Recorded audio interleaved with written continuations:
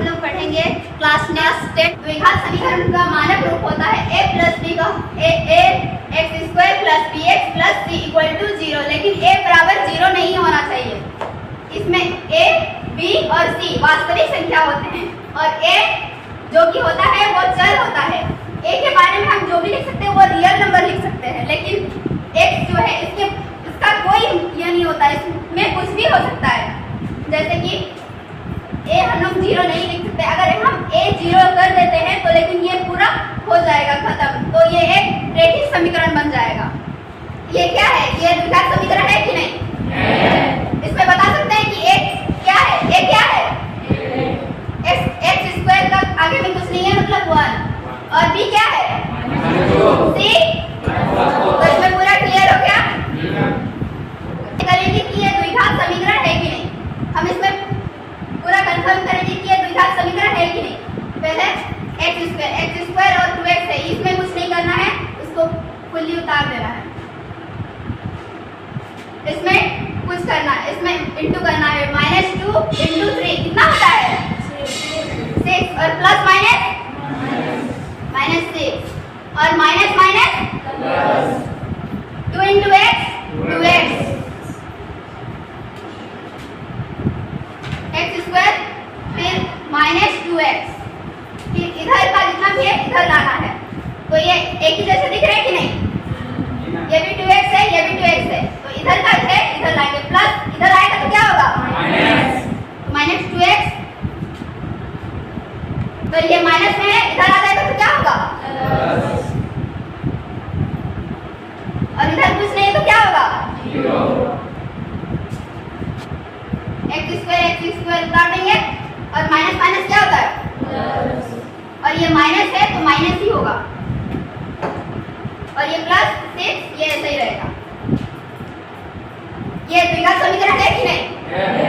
तो हम यहाँ लिख सकते हैं। उसी तरह के हम लोग और एक क्वेश्चन सॉल्व करेंगे जिसमें a प्लस b है, a प्लस b के होल स्क्वायर के फॉर्म में है, तो इसको हम लोग तोड़ेंगे।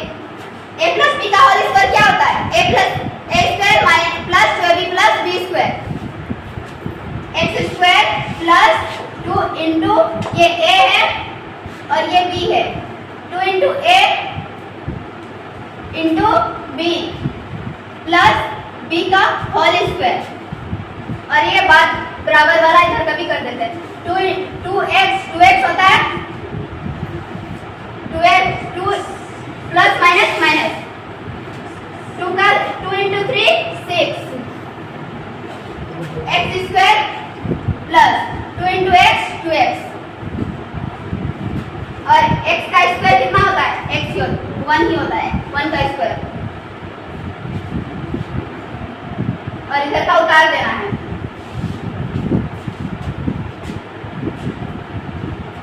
ये प्लस में है, इधर आके क्या होगा?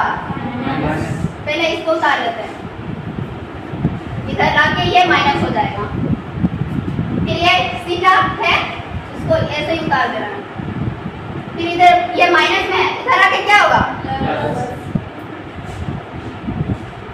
इधर कुछ नहीं है तो बोलो, ये प्लस में है ये माइनस में है, प्लस माइनस कटेगा कि नहीं? कटेगा, काट देते हैं। ये कट गया पूरा। अब प्लस 1 और प्लस 6 क्या होगा? प्लस हो जाएगा, +1 और +6 कितना होता है? 7। ये द्विघात समीकरण है कि नहीं? तो ये द्विघात समीकरण है क्योंकि इसका हाईएस्ट घात 2 है, तो हम यहाँ लिख सकते हैं ये द्विघात समीकरण है।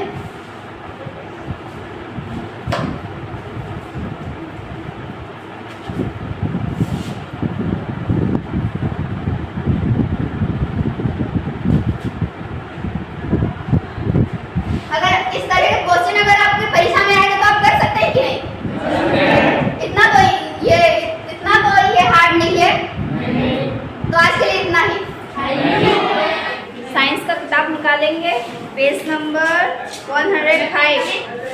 नींबू का स्वाद कैसा होता है? खट्टा। संतरा खट्टा। करेला का स्वाद कैसा होता है? कड़वा। आज हम लोग उसी से रिलेटेड पढ़ेंगे। चैप्टर का नाम अम्ल, क्षारक और लवण। सभी लोग कॉपी निकालेंगे।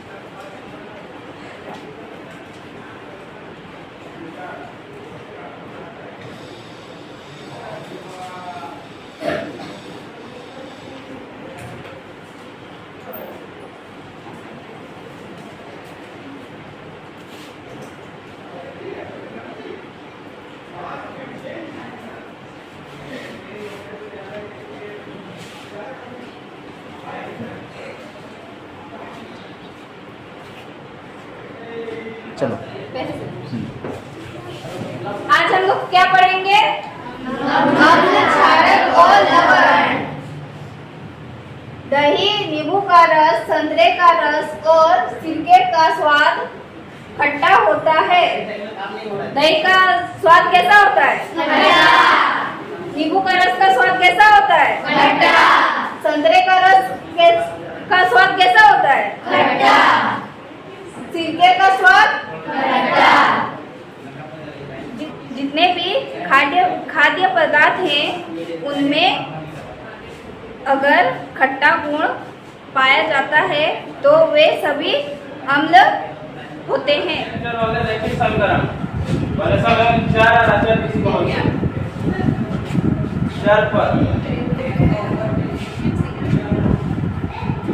ऐसे लेकर जेड तक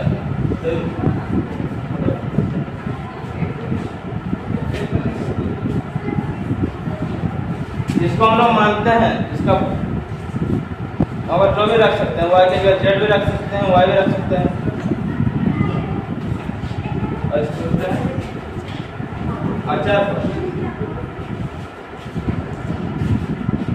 इसका मान बदलता नहीं।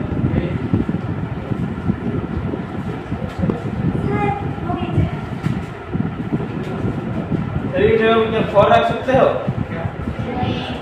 तो अचार पर इसका मान बदलता नहीं।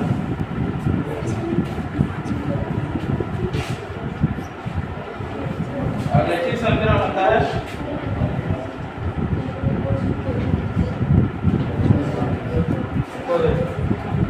इसका पावर में मान होता है। हो गया रैखिक समीकरण।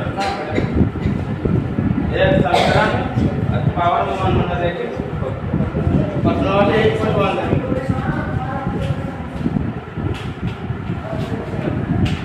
अगला क्वेश्चन है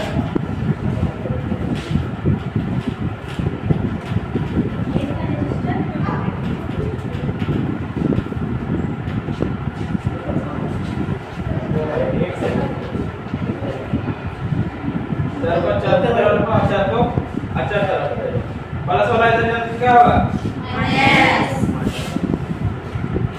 प्लस वाला प्लस माइनस बड़ा करके प्लस। 2 नंबर क्वेश्चन है x प्लस 7 बराबर 12।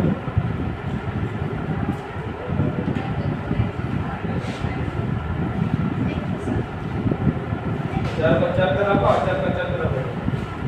प्लस प्लस वाला हो जाने से प्लस माइनस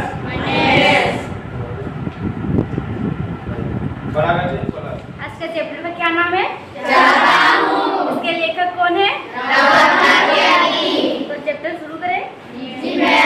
मन समर्पित, तन समर्पित और यह जीवन समर्पित, ये क्या कौन कहे हैं? हाँ, वो कह रहे हैं कि उनका मन समर्पित और तन समर्पित, वो सब समर्पित करना चाहते हैं। कहाँ पे? अपने देश के लिए। चाहता हूँ देश की धरती तुझे कुछ और भी दूं, ये किसे कह रहे हैं? भारत माँ को। यस। माँ तुम्हारा ऋण बहुत है मैं अंकिचन। ऋण मतलब वो कह रहे हैं माँ तुम्हारा उधार बहुत है मैं अंकिचन मतलब क्या होता है? हाँ, जिसके पास धन नहीं होता है, निर्धन व्यक्ति।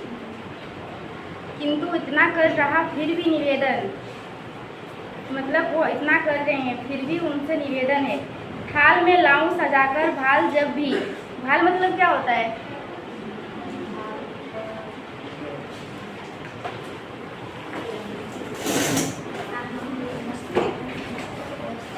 बोलिए। हाँ,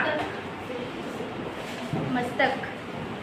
थाल में लाऊं सजाकर भाल जब भी, कर दया स्वीकार लेना यह समर्पण।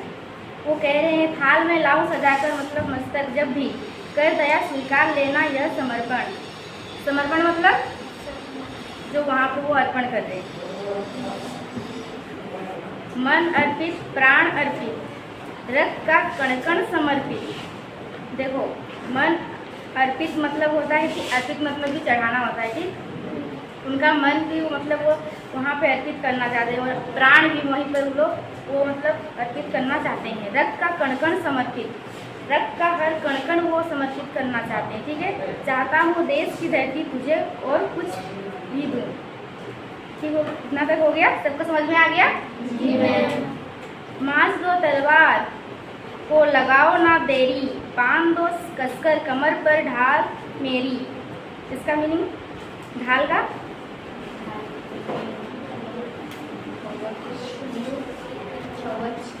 कवच। कवच मतलब जो सुरक्षा कवच होता है उसे कहते हैं कवच। ठीक है। भाल पर मल दो चरण की धूल तो थोड़ी। भाल मतलब अभी बताए थे मस्तक, तो वो कह रहे हैं मस्तक पर मल दो चरण की धूल थोड़ी, शीश पर आशीष की छाया घनेरी, स्वपन अर्पित प्रसन्न अर्पित। आशीष मतलब छाया। आयु का क्षण क्षण समर्पित, चाहता हूँ देश की धरती तुझे कुछ और भी दूँ। आयु का वो क्षण क्षण मतलब जो भी उनका आयु क्षण क्षण चल रहा है वो मतलब समर्पित करना चाहते हैं। तोड़ता हूँ मोह का बंधन क्षमा दो, गांव मेरे द्वार घर आंगन क्षमा दो। वो मोह का बंधन तोड़ना चाहते हैं, उन्हें गांव और द्वार घर आंगन से क्षमा दो।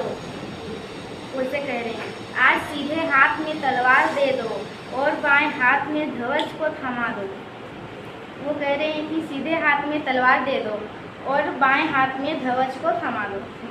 सुमन अर्पित, चमन अर्पित, नीक का तृण तृण समर्पित, चाहता हूँ देश की धरती तुझे कुछ और भी दूँ। हो गया? नीड मतलब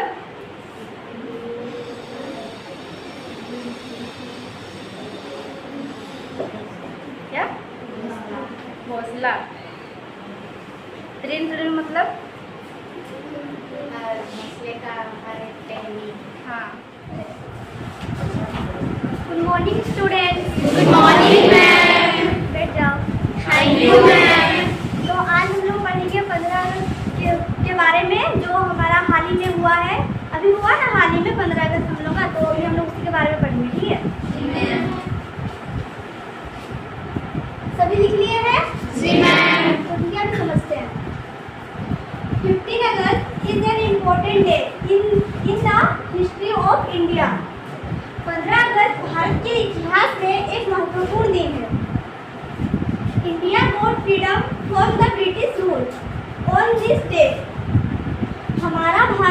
इसी दिन ब्रिटिश शासन से आज़ाद हुआ था। The prime minister of India hoist the national flag at the red fort new Delhi. Bharat के प्रधानमंत्री न्यू दिल्ली के लाल किले में झंडा फहराते हैं। We remember our great freedom leagues. We salute those martyrs on this day.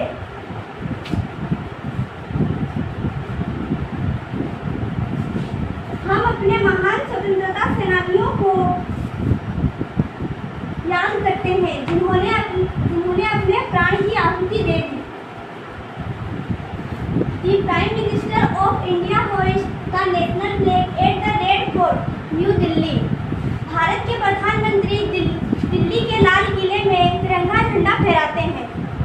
We remember our great freedom fighters. हम उन शहीदों को याद करते हैं हमारे। We salute those martyrs on this day. हम नमन करते हैं उन शहीदों के लिए। 15 अगस्त is a day of pride and joy. 15 August is a day of pride and joy for all Indians. हम भारतवासियों के लिए 15 अगस्त का दिन गर्व और खुशी का दिन होता है। The tricolor flag is hoisted not only school, college, but also government and private offices. तिरंगा झंडा न केवल स्कूल और कॉलेज में फहराया जाता है बल्कि सभी गवर्नमेंट और प्राइवेट ऑफिस में भी फहराया जाता है। Various culture activities are organized in our country. हमारे देश में विभिन्न प्रकार के कार्यक्रम, सांस्कृतिक कार्यक्रम किए जाते हैं। It is our responsibility to safeguard heart और फ्रीडम। हमारा कर्तव्य है कि हम अपने इस जो हमें बहुत मुश्किल से आज़ादी मिली है उसका हमें उत्तरदायित्व लेना है कि हम इसे सुरक्षित रखें। Those Independence Day motivates us to love our country. इस प्रकार स्वतंत्रता दिवस हमें अपने देश के लिए प्रेम करने का प्रेरित करता है। We celebrate this day with great joy. इस दिन को हम बड़ी खुशी से मनाते हैं।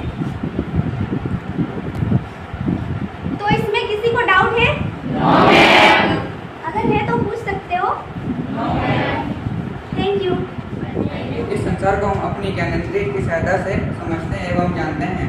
इस सभी ज्ञानेंद्रिय दृष्टि सर्वाधिक महत्वपूर्ण ज्ञानेंद्रिय है। इस सहायता से ही हम अपने चारों ओर विभिन्न वस्तुओं को देखते हैं।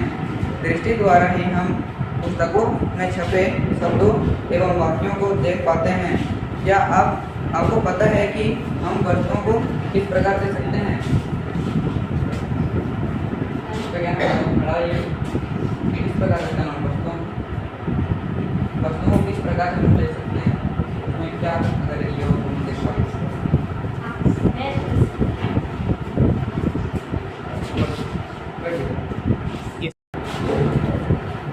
ये सभी समतल दर्पण हो गया ना। ये समतल दर्पण हम समझ रहे हैं। ये सभी प्रकाश आ रही है, जैसे क्या बोलते हैं, आपतित किरण। तो इधर ये आकर टकरा रही है। तो जैसे कितना में कहा गया था कि राइट दाएं से आती है प्रकाश, फिर माया चले जाती है। तो उसी तरह से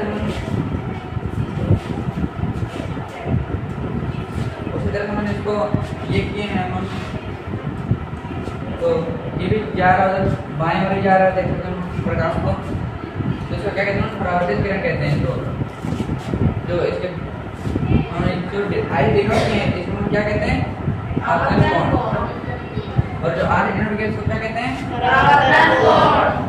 और जो ये एन डिनोट किए इसको क्या कहते हैं? अभिलंब। और जो ये है तो क्या कहते हैं? आपतन बिंदु। तो अब हम देखते हैं प्रकाश के परावर्तन के दो नियम। जैसे आपतित किरण अभिलंब तथा परावर्तित किरण परावर्तित सतह के एक तल में ही होते हैं। जैसे भी एक तल में ये सतह देखिए आप लोग। अगला नियम उसका है आपतन कोण तथा परावर्तन कोण समान होते हैं। जैसे ये आपतन कोण और परावर्तन कोण हो गया दोनों, तो ये दोनों समान ही होते हैं, कभी इधर नहीं होते हैं, ये दोनों समान ही रहते हैं। जो समझने में दिक्कत है तो अगर कभी एग्जाम में आए तो हम उससे कर सकते हैं ना इसको।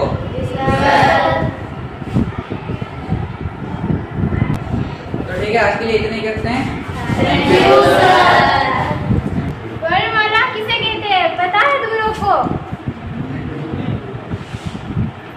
वर्ण उस मूल ध्वनि को कहते हैं जिसके खंड या टुकड़े ना हो, या भाषा सबसे छोटी इकाई को वर्ण कहते हैं। का खंड या टुकड़ा नहीं किया जा सकता। वर्ण को ध्वनि चिन्ह भी कहते हैं। वर्णमाला के अनुसार 52 वर्ण हैं। स्वर वर्ण 11, व्यंजन वर्ण 39, आयोग व वर्ण 2। तो हम लोग आज पढ़ते हैं वर्णमाला।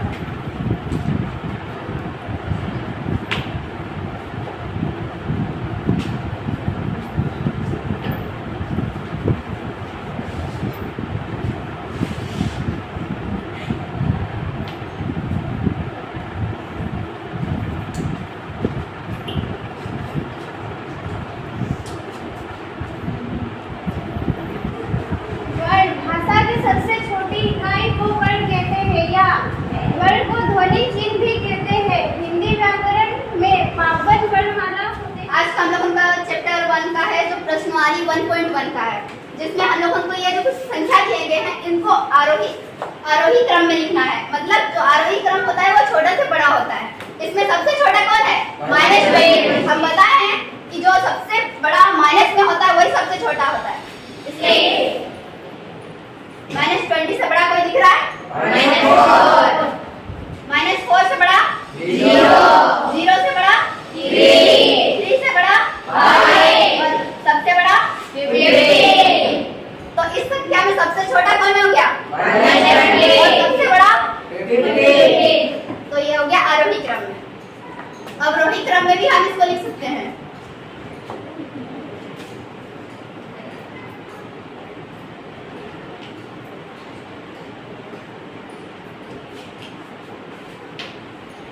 इसी का उल्टा होता है अवरोही क्रम, जिसमें बड़ा से छोटा होता है। इस संख्या में सबसे बड़ा कौन है बताइए तो? 3। उससे छोटा 5। उससे छोटा 3। उससे छोटा 0। उससे छोटा -4।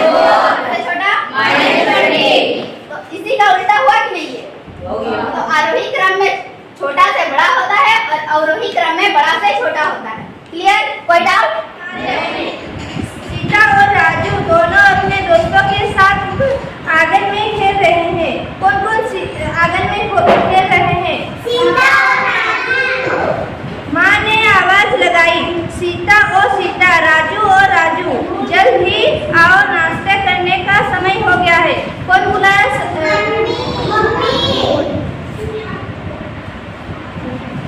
दोनों भाई बहन माँ के पास दौड़ पड़ते हैं। दोनों दादाजी ने पौधे में पानी डाल रहे हैं। कौन पौधे में पानी डाल रहे हैं?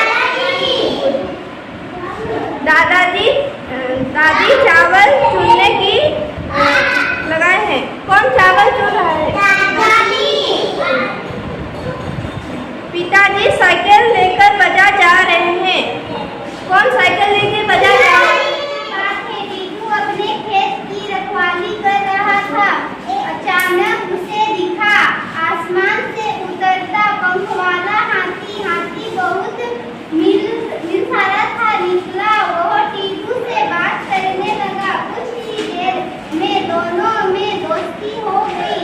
हाथी ने टीटू को बताया, हमारे यहाँ पर तो तरह तरह की मिठाइयाँ और फल होते हैं, बहुत बड़े बड़े। हमारे अंगूर तुम्हारा सेब इतने, और हमारे सेब तुम्हारे तरबूज जितने बड़े होते हैं। टीटू ने कहा, अरे यार, कभी मुझे भी अपने साथ ले चलो। हाथी बोला, टीटू अपने अगली बार तुम्हें तो ले तो चलूंगा, पर किसी से कहना मत। इसी मिलना गया पर और हाथी पड़ गया।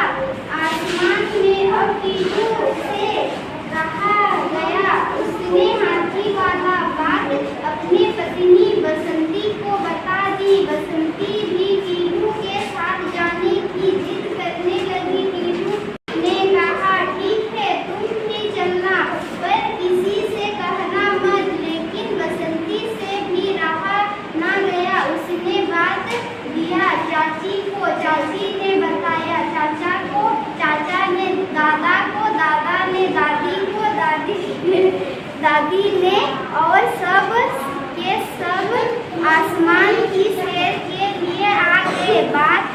बाग में हाथी आया। इतने आदमी औरतों को देखकर घबराया, पर टीटू और उसकी पत्नी ने उसे